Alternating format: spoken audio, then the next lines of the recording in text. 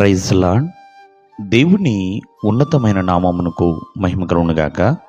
ప్రభు నామమున మీ అందరికీ హృదయపూర్వక వందనాలు. ఈ ఉదయకాలము దేవుని వాక్యాన్ని విందాం.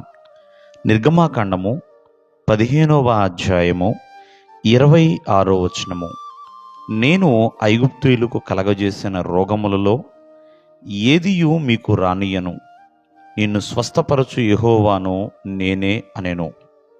ప్రియమైన వాళ్ళరా, ఇక్కడ దేవాది దేవుడు ఇశ్రాయేల్ ప్రజలతో మాట్లాడుతున్న విధానం మనం జాగ్రత్తగా ఆలకిస్తే, ఐగుప్తు దేశంలో ఎన్నో రోగాలు వచ్చినాయి. ప్రాముఖ్యముగా 10 తెగుళ్ళు మాత్రం చాలా భయంకరమైనవండి.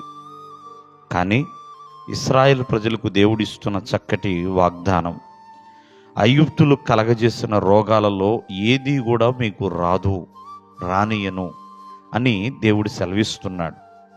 ఎందుకు అంటే, ప్రేమిన వర్లరా, ఆయన స్వస్థపరచు యెహోవా. కావున ప్రేమిన వర్లరా, ఈ ఉదయకాలం మందు ఒకసారి మనం ఆలోచన చేస్తే, దేవుని వాక్కుని మనం శ్రద్ధగా వినాలి. దేవుని దృష్టికి ఏది న్యాయమో అది చేయాలి. దేవుని ఆజ్ఞలకు విధేయులుగా ఆయన కట్టడలను అనుసరించి నడవలసిన వారమై ఉన్నాం. ఎన్నో మార్లు మానవ జీవితంలో పలు రకాలుగా మనము ఇబ్బంది పడుతూ ఉంటాం, అనారోగ్యానికి గురవుతూ ఉంటాం. ఒక్కొక్కసారి వ్యాధి అనేది పాపమునకు శిక్షగా వస్తూ ఉంటుందండి. అంతేకాదు, నీతిమంతులు కూడా ఎంతోమందికి రోగములు వచ్చినాయి.